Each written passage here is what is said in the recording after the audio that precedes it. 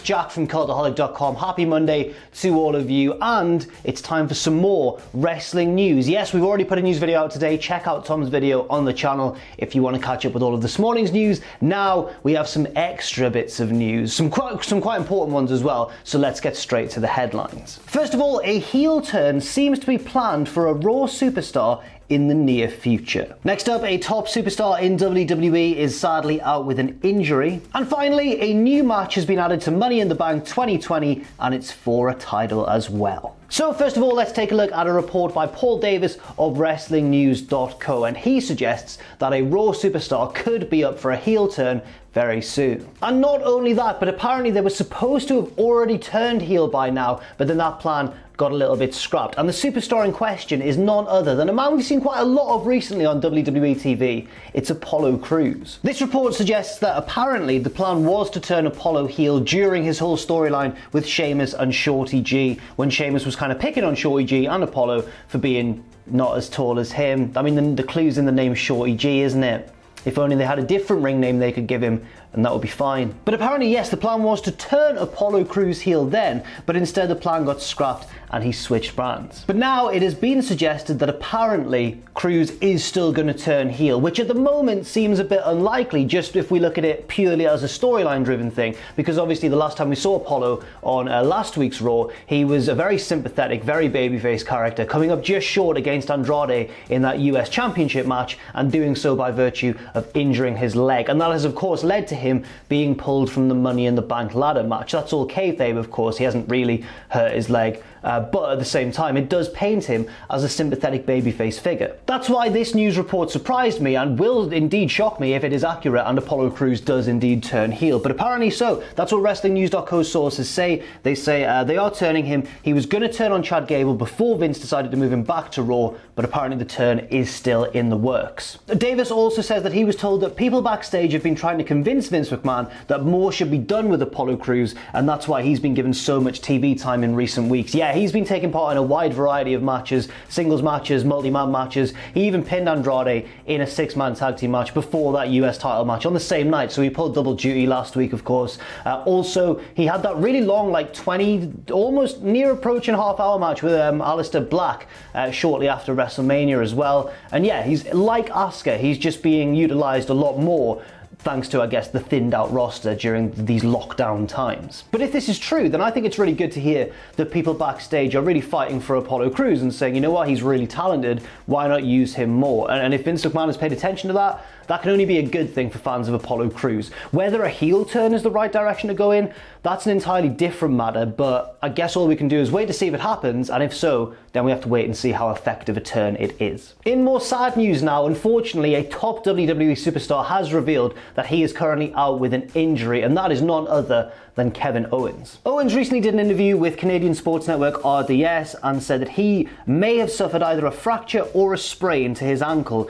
and was set to recently undergo x-ray surgery to determine the severity of the injury. Now, we don't know the results of that surgery yet or if indeed it has taken place, but hopefully, especially for fans of KO, it's not too severe. The injury, it might not surprise you to hear, was apparently sustained when Owens did that huge spot at WrestleMania 36, maybe one of the signature moments of WrestleMania weekend this year, when he leaped off the WrestleMania sign itself through the announce table en route to defeating Seth Rollins. And I'm just guessing here, but I think if you ask Kevin Owens, do you regret that spot because you got hurt? I think he'd say no, because it was his WrestleMania moment, that's what the entire story was about, and it was one of those moments of this year's WrestleMania which didn't divide opinion, which every single person pretty much that I saw give a take on it said, that was really cool and it worked really well. It could be the biggest moment in Owens' WWE career so far, maybe even bigger than that Universal title reign. I think it could be, but regardless, it has unfortunately led to him receiving either a sprain or a slight fracture, he says, to that ankle, and hopefully once the x-ray results are confirmed,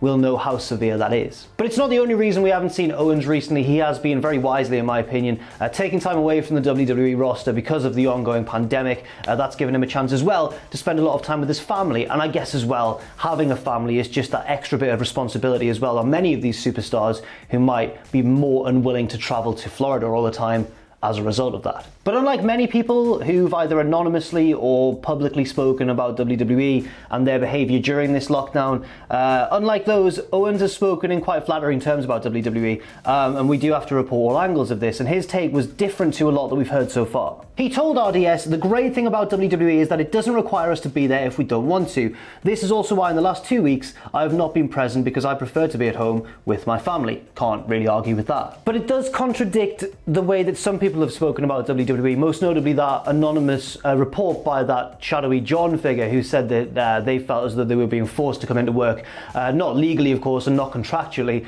but because there was an implication that if they didn't, then their spots and their pushes and basically behavioural treatment would not be given to them if they stayed away. But Owens here seems to either debunk that and say no, all is great, WWE have been very fair here, or I guess maybe he's being the company PR guy while talking to a Canadian sports network. I don't know which way that goes, but it's good to hear that he's being able to spend more time with his family and hopefully recuperating from that injury, however severe it may be. Next up, there is a pay-per-view this Sunday. Can you actually believe it? I can't believe it. It's terrifying times. Yes, Money in the Bank is very, very near on the horizon. Does that make sense? Near on the horizon? Anyway, and a new title match has been added to the mix. Several matches have already been confirmed, including of course those 2 Money in the Bank ladder matches, the men's and the women's, which are going to take place. From what we can all gather, it's going to happen up through the building at WWE HQ onto the roof, and that's where there's all the setup with the ladders and the briefcase hanging down, which is insane. And also the WWE Championship match between Drew McIntyre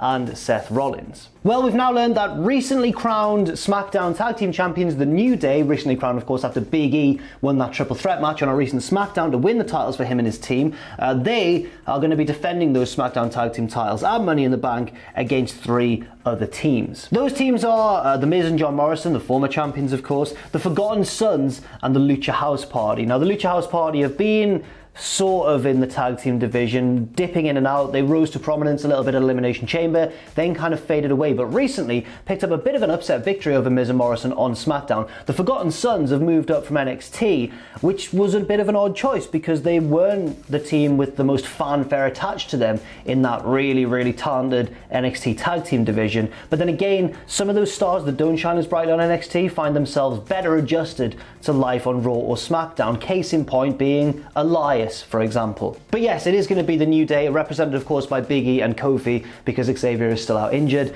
They'll be defending those tag team titles against the teams of the Lucha House Party, the Forgotten Sons and The Miz and John Morrison. I should point out as well that this match is set to be a fatal 4-way match. No special kind of weapon stipulation added to it at the minute or anything. Obviously it's always subject to change. I know that often when WWE do these multi-team matches on pay-per-view, sometimes they like to sneak a bit of a hardcore stipulation in there, but as far as it goes when we're reporting it right now, it seems as though it's just a straight down the middle fatal 4-way match. Now let's talk briefly about AEW. Recently, I remember reporting on a news video what Chris Jericho had said when he was asked who is going to shine in the future for AEW, and he gave all the answers that you'd kind of expect Jericho to give. He's always very giving when it comes to putting over his fellow roster members. So he said people like Sammy Guevara, Darby Allin, MJF, all the people that basically everyone's been talking about as the new young guns of AEW who could be huge stars in the future. But I'm not criticizing Jericho for that. I think that, you know,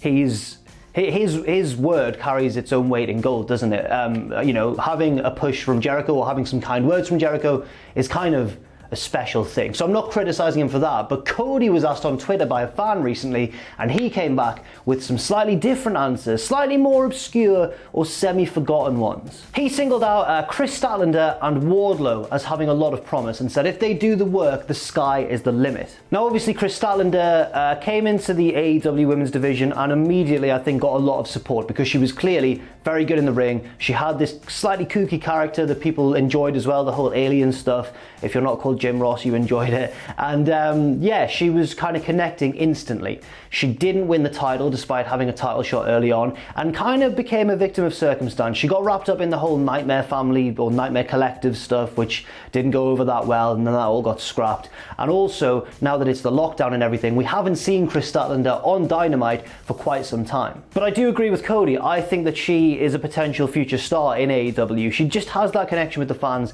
and also is capable of putting on on some terrific action in the ring. Cody's other mention, Wardlow, is another interesting one, mainly because I don't know many people, myself included, who knew anything about Wardlow before he turned up in AEW, but in his potentially slightly limited role as MJF's heavy, I think he's really shone. Yes, he hasn't had many matches apart from the odd squash match here or there, and of course that steel cage match against Cody, which was excellent, but apart from that, he's not really had much opportunity to show what he can do apart from stand there silently and look very menacing. But if anyone can tell whether or not Wardlow is going to be a star in the future, Cody is the man to do that, because he obviously had that steel cage match against Wardlow, and the two had just a great chemistry from the off. The stipulation helped, Cody's insane spot, his moonsault off the top of the cage at the end helped too, but generally, I was really impressed with Wardlow too, and he took me by surprise. So I think I agree with Cody on both counts. I think that it's interesting that Jericho went for the names who are slightly more sort of prominent anyway, whereas Cody seems to have gone to bat for those who may have been slightly lost in the shuffle,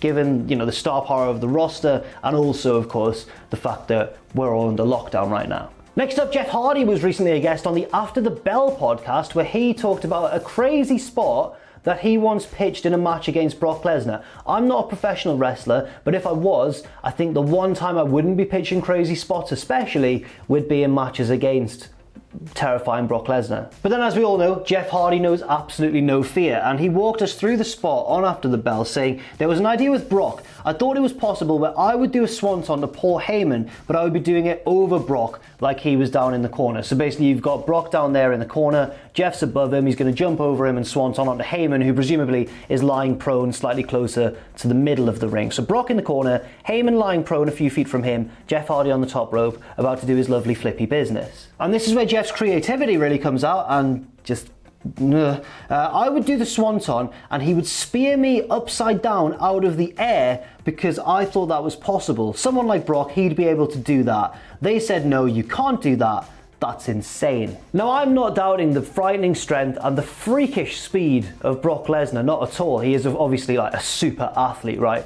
But at the same time, if I was, you know, backstage at WWE and Jeff Hardy had come to me and said, yo, do you want to let me do this move? And Brock spears me out of midair while my head's pointing towards the canvas, I would probably also be like, nah, mate. But then again, the fan in me, the wrestling fan, is saying, well, why didn't they let that happen? Because that would have been the most epic thing ever. You know that one where Jeff Hardy's hanging from the belts at WrestleMania X7, I think, and Edge spears him by jumping off the top rope and like cuts him off. It's brilliant. And it gets shown on all the highlights packages. If they'd been allowed to do this and they pulled it off, that would have been on every highlight package from now until the end of time. Brock Lesnar spearing Jeff Hardy upside down out of midair? Yeah, why didn't they let that happen? Cowards. Jeff wanted to do it. No, but in all seriousness, I'm glad they didn't. It's weird, isn't it, how Matt Hardy is renowned for his creativity when it comes to gimmickry and character work and storytelling and all that kind of stuff, whereas Jeff Hardy is known for his innovation in the ring and things he does inside of the ropes. It's crazy, isn't it? They're like yin and yang, two brothers. And on that note, it is time to end this news video. Thank you very much for watching. The recommended match I'm going to say for today is, we talked about Kevin Owens earlier. Why not? Yeah, let's watch Kevin Owens taking on Dean Ambrose in that last man standing match at the 2016 Royal Rumble. Or if you're of the more indie persuasion and you can find it, just check out any of Kevin Steen and El Generico's feud over in Ring of Honor, because that's kind of how it's done. That's how two wrestlers feud together, isn't it? But if you're a WWE Network kind of person and that's all you watch really, then no worries. Kevin Owens, Dean Ambrose, last man standing match, 2016 Royal Rumble. Thank you very much for watching this video. I've been Jack from Cultaholic.com. Stay safe out there, stay positive, and I'll see you very soon.